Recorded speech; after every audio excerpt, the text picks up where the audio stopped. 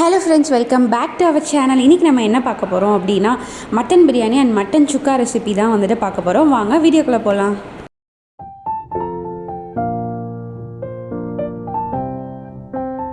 First ஒரு mixie jar எடுத்து அதில் 2 ஸ்பூன் மிளகு, 2 ஸ்பூன் சோம்பு, 2 ஸ்பூன் சீரகம், ஒரு தக்காளி, மல்லி இலை, இஞ்சி, பூண்டு வந்து ஒரு 10 பல், அப்புறமா வந்துட்டு இஞ்சி, இது எல்லாத்தையும் சேர்த்து நல்லா அரைச்சிக்கலாம். சுக்காக்கும் இதே தான் யூஸ் பண்ணாங்க. ஆனால் பிரியாணிக்கு இன்னும் எக்ஸ்ட்ராவாக வந்துட்டு அடிஷ்னலாக ஆட் பண்ணாங்க. என்னென்னா முந்திரி பருப்பு, அப்புறமா வந்துட்டு பட்டை, கிராம்பு, இது எல்லாமே கூட கொஞ்சம் சோம்பு, அதுக்கப்புறமா வந்துட்டு எக்ஸ்ட்ரா ஒரு தக்காளி, ஒரு மிளகா, கொஞ்சமாக வந்துட்டு பெரிய வெங்காயம், இது எல்லாமே சேர்ந்து எக்ஸ்ட்ராவாக வந்துட்டு பிரியாணிக்கு போட்டு அரைச்சோம். அப்புறமா வந்துட்டு இதிலையே வந்துட்டு தனி மிளகாத்தூள், குழம்பு மிளகாத்தூள் இருக்கும்ல, அது 1 டேபிள் ஸ்பூன், மல்லித்தூள் 1 டேபிள் ஸ்பூன், அதுக்கப்புறமா வந்துட்டு பிரியாணி பொடி 1 டேபிள் ஸ்பூன், இது எல்லாமே சேர்த்து அரைச்சிக்கோங்க. நம்ம தனியாக வந்து பொடி யூஸ் பண்ண தேவையே இல்லை.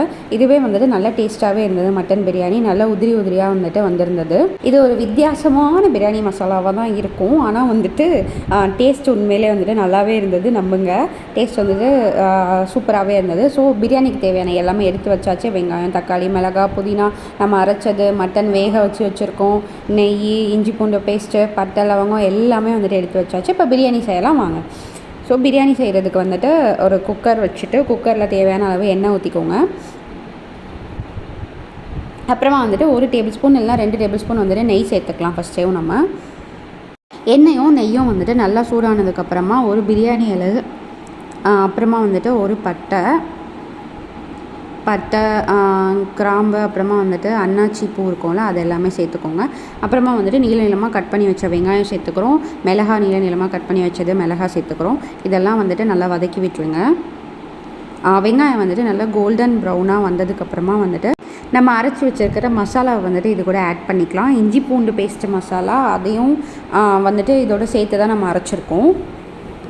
ஸோ மசாலா, தக்காளி, புதினா எல்லாமே வந்துட்டு ஆட் பண்ணிக்கலாம். நம்ம அரைச்சதுக்கு வந்து 2 தக்காளி யூஸ் பண்ணிட்டோம். அதனால் இப்போ வந்துட்டு 1 தக்காளி மட்டும் போட்டிருக்கோம்.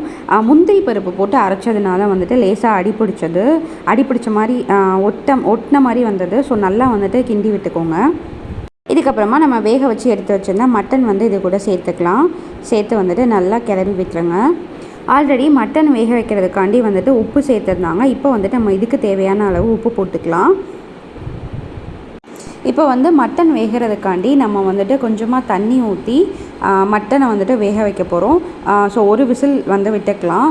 க்ளோஸ் பண்ணி தேவையான அளவு தண்ணி ஊற்றிட்டு மட்டன் வேகிறதுக்கு க்ளோஸ் பண்ணி 1 விசில் வந்து விட்டுக்கலாம் குக்கரை.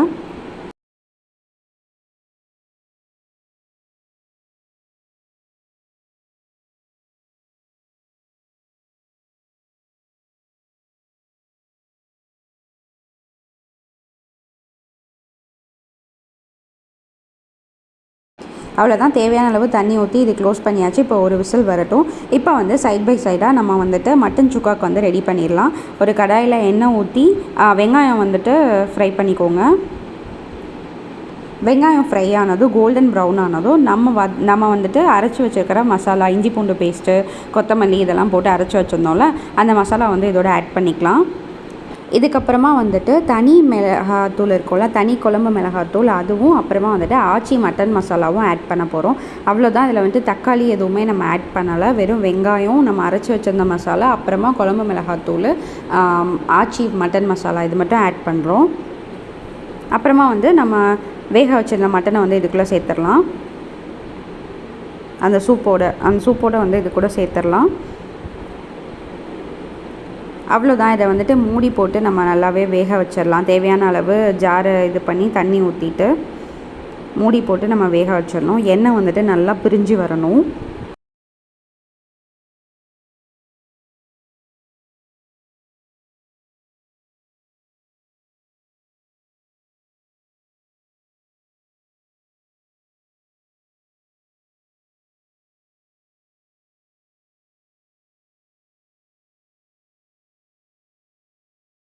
ஸோ இங்கே பார்த்தீங்கன்னா நம்ம மசாலா, மட்டன் போட்டிருந்தோம்ல, எல்லாமே வந்துட்டு நல்லா ஒட்டி வந்துருச்சு.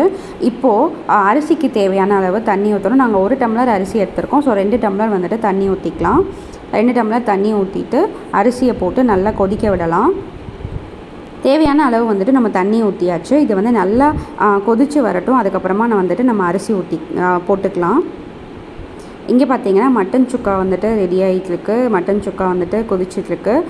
இங்கே வந்து நம்ம பாயில்டு எக்கு பண்ண போகிறோம். ஸோ அதுக்காண்டி எக் எடுத்து வச்சுருக்கோம். ஸோ இப்போ வந்துட்டு நல்லா வந்துட்டு தண்ணி கொதிச்சாச்சு. இந்த நேரத்தில் வந்துட்டு நம்ம அரிசியை வந்து இது கூட சேர்த்துக்கலாம்.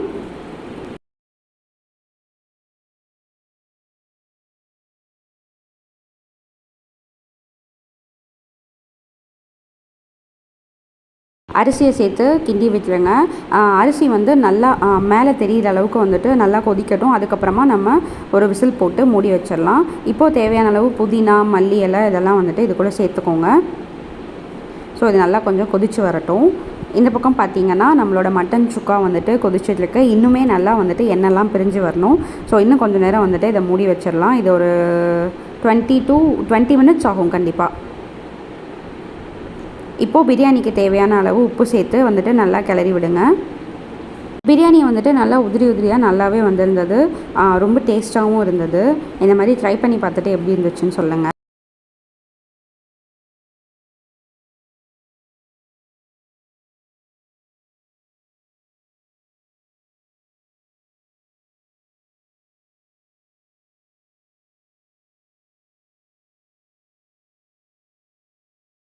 இப்போ பார்த்திங்கன்னா நமக்கு அரிசிலாம் நல்லா மேலே தெரியுதா?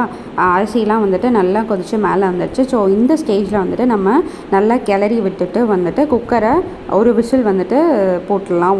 ஒன்று இல்லைனா 2 விசில் வந்துட்டு வச்சுக்கலாம் நம்ம.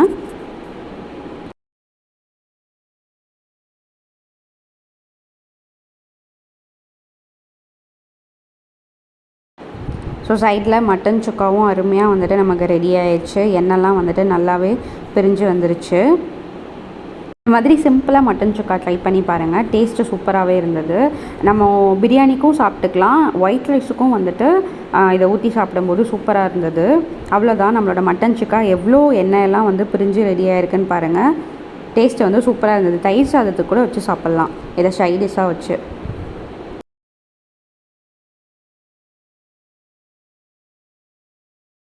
இப்போ நம்ம பிரியாணியும் இறக்கியாச்சு.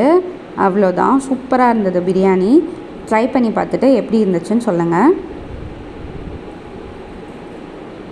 இன்றைக்கி நம்ம வீட்டில் இதுதான் ஸ்பெஷல் மட்டன் பிரியாணி, மட்டன் சுக்கா, எக்கு, ரைத்தா. அவ்வளோதான், இன்னொரு வீடியோவில் பார்க்கலாம்.